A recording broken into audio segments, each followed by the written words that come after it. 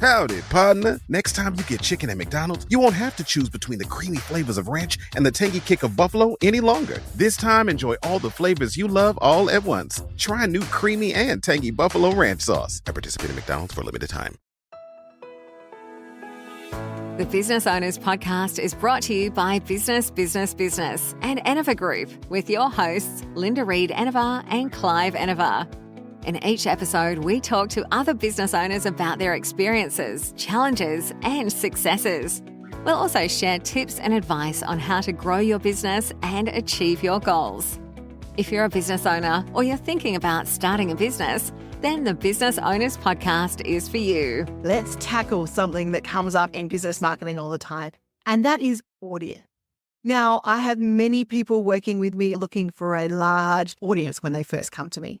And it's one of those myths that I have to bust because a large audience does not equal conversion. We want the right audience. So we want to be making sure that we are sharing our message to where our audience hangs out, to the right people, and not tapping into the trends that are out there in the world of social media now going viral and having to cut through a series of noise. So how do you find the right audience? Well, first of all, if you've already got existing customers and an existing database, we start talking to them. Where are they hanging out? What social media channels are they using? And then we might look at the hashtags and the relevant content and information that they maybe are engaging with. How did they find us? Because we want more of them. So creating content and finding the right audience by following where they're following allows us to be able to tap into people more like them because we're on those platforms and channels where they want to be.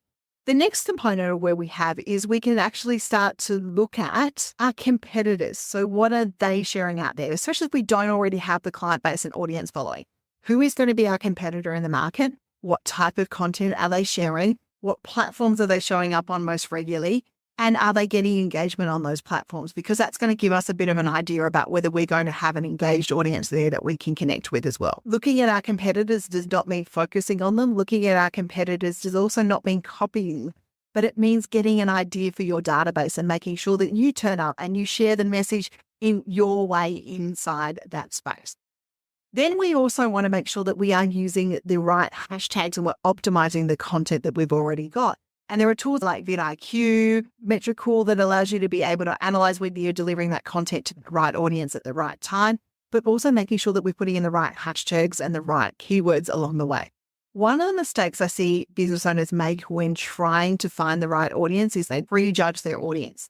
And that then stops them from being able to connect with the right people because they're not their audience. And no matter how far back they think they're going, quite often the audience that they're looking to attract is way back within their journey where they don't remember what it is the audience is seeking. Also, it's about creating content for your audience where your audience is at. So there's no point in creating content that's up here for them if they're down here. There's also no point in creating content that's all the way down here for them if they're up here. So we want to make sure that we're creating content that they are going to engage with, solves their problem and helps them get a win. And good educational content that helps someone get a win normally converts to a subscribe, a like, a follow, or the next stage of engagement along the way. The right audience, unfortunately, doesn't come from viral trends. It doesn't come from the next trending sound that's out there on TikTok or the next real trend that's going out there or the next dancing or the ice cube challenge. And while they are all fun, they create noise for us. And that noise then we have to cut down through. So that's why I like using things like quizzes as well to attract an audience into our email list. Because a quiz delivers segmented email data that is the right audience and we can go, okay, cool. Yeah, really, that's our prime target market. We're going to move that one over there. That's our sub-target market, but we've got an offering. We can give it over there. These guys are most probably nothing. They need a couple of support emails. They're not going to be an ongoing client from us because we're able to segment that data and personalize it and make sure that we're sending stuff that's relevant to them along the way.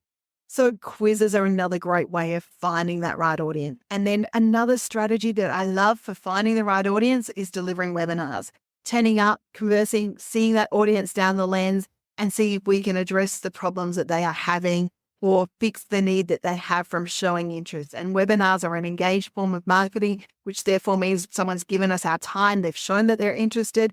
Now it's time to turn up and give them a win along the way. And we've created a great lead. The right audience has a number of stages in it for you. You'll have the people that are ready to buy from you now and they're going to take it and they're going to buy.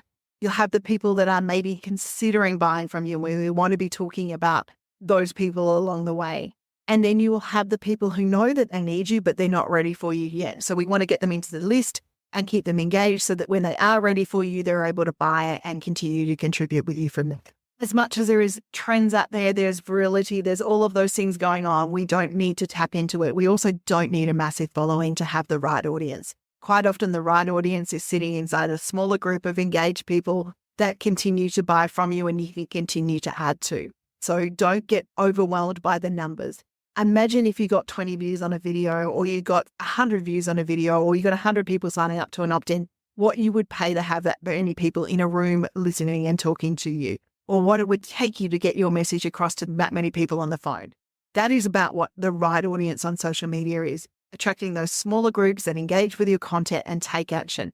And I can tell you that some of my best paying clients have come from some of my worst performing videos, but because the video was right and it spoke directly to them and it spoke to the right audience, they engaged and worked with me. So I challenge you to go out and find the right audience for your business.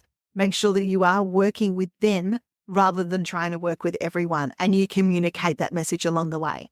And if you need some help inside this space, feel free to reach out to me. Book a discovery call and we can have a chat about finding who your audience is and where we can go and connect with them from there. Working across teams is tough, but Asana helps you handle it.